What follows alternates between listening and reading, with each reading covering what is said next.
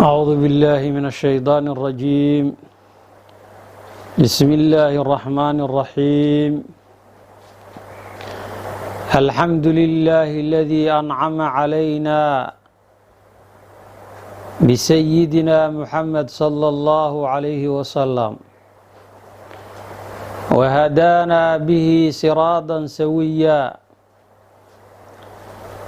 الحمد لله الذي هدانا لهذا وما كنا لنهتدي لولا أن هدانا الله. وأشهد أن لا إله إلا الله الواحد الأحد القائل وما أرسلناك إلا رحمة للعالمين. وأشهد أن سيدنا محمدا رسول الله وخيرته ومصطفاه القائل كما ذكره السيوطي في الجامع الصغير ورمز بصحته: إنما بعثت رحمة ولم أبعث لعانا. اللهم صل وسلم وبارك على سيدنا محمد وعلى آله ومن تبعهم بإحسان إلى يوم الدين. ما بعد.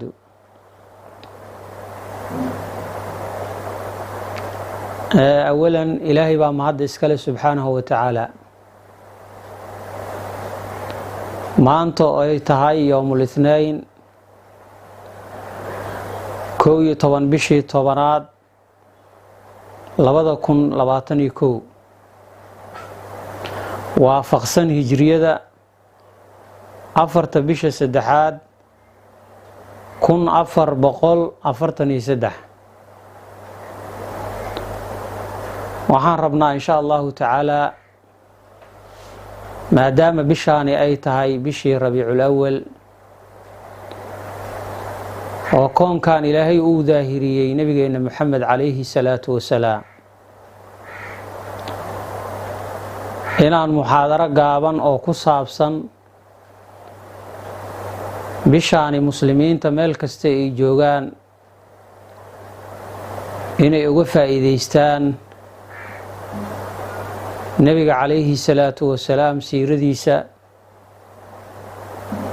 owlaadooda ay ku tarbiyayaan, owlaadooda ay ku barbaariyaan, muslimiinta meel kasta ay joogaan wilaadada nabiga calayhi salaatu wasalaam iyo siirada ummadda waxaa weeye ma aragtay ilaahay intuu karsiini karo ay uga faa'iideeyaan.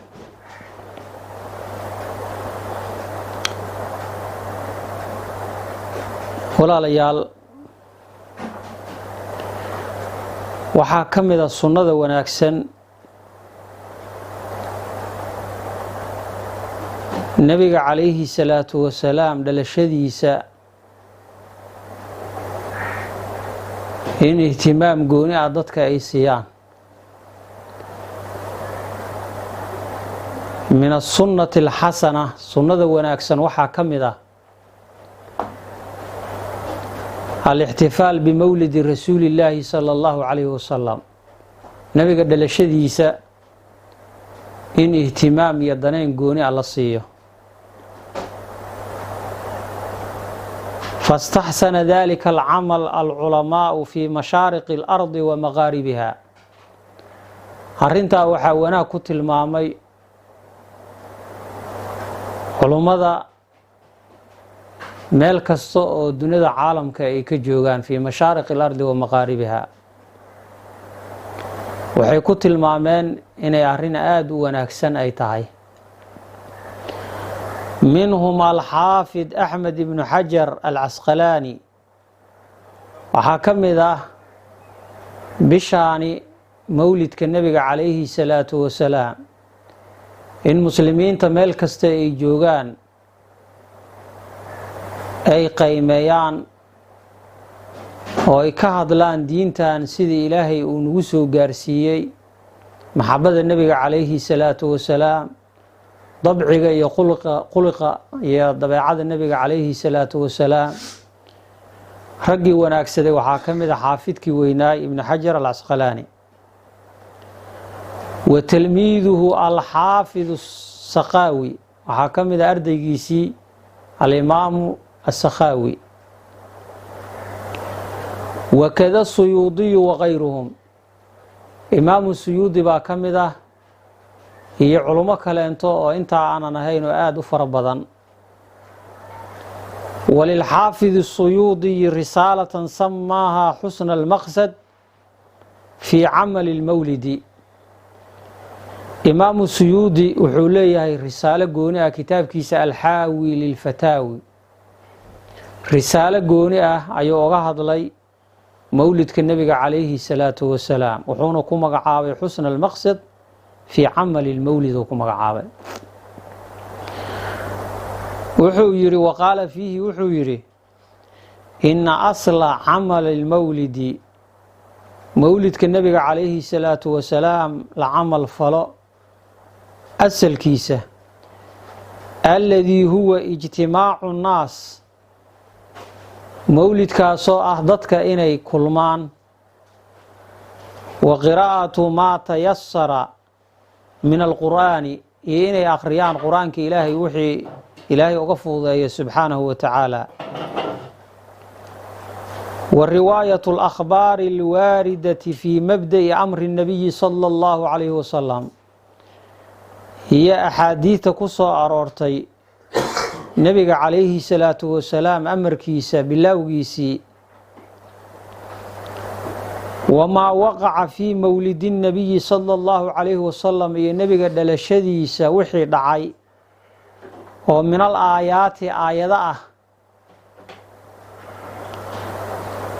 in loo kulmo oo laga sheekeeyo huma yumadu lahum simaadun dadkii markaa loo fidiyo martiqaad ya'kuluuna minhu ay cunahayaan wayansarifuuna ay markaa dhammaystaan xafladdaas iyo ijtimaacaas ay gadoomaan min asunnati alxasana buu yidhi sunnada wanaagsan ayay ka mid tahay allatii yuhaabu calayhaa saaxibuhaa weliba ninkii sidaa ilaahay waafajiyo uu ka hawaabsiinayo subxaanahu wa tacaala waa limaa fiihi min tacdiimi الnabiyi sala allahu calayhi wasalam waxa ku sugan oo nebiga weynayntiisa salawaatullaahi wasalaamu calayhi wa idhaari اlfaraxi farax la muujiyo oo dadka ay ku faraxsan yihiin nicmadaa ilaahay uu siiyey subxaanahu wa tacaala wاlistibshaar bimowlidihi ashariif iyo bishaaraysi lagu bishaaraysanayo dhalashada nebiga calayhi salaatu wasalaam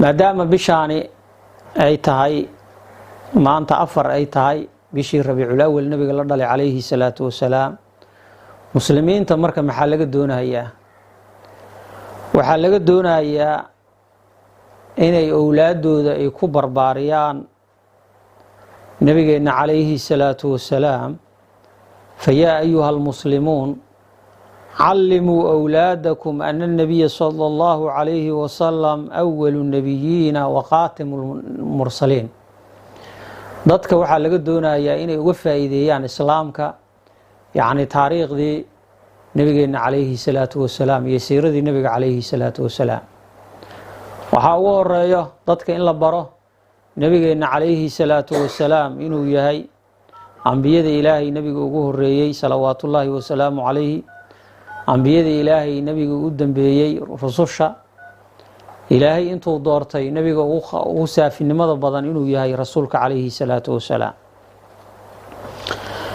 waxaa kaloo la barahayaa muslimiinta oo lagu boorinayaa kaana qabla albicthati assaadiqu alamiin nebiga inuu ahaa sala allahu calayhi wasalam intaan la soo saarin oo nebinimada ilaahay uusan u waxyoonin inuu ahaa nebi runsheeg badan oo amiin ahoo ummadda markaasi ay aamineen inuu ahaa nebiga calayhi salaatu wasalaam wa kaana bacdaha alraxmatu almuhdaatu lilcaalamiin markii nebiga nebinimo loo soo saaray salawaatullaahi wasalaamu calayhina inuu ahaa raxmad inuu ahaa sida ilaahay qur-aanka uu ku sheegay wamaa arsalnaaka ilaa raxmatan lilcaalamiin kuma aanan soo dirin ilaa naxariis inaad tahay maahane nebiga naxariis buu ahaa sala allahu calayhi wasalam.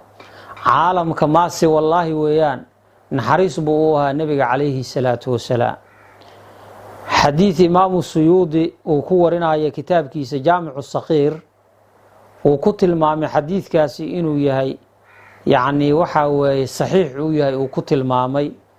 nebiga wuxuu yidhi sala allahu calayhi wasalam innamaa bucidtu raxmatan walam ubcad lacaanan buu yidhi, aniga waa lii soo saaray anigoo naxariisa buu yidhi rasuulka calayhi salaatu wasalaam.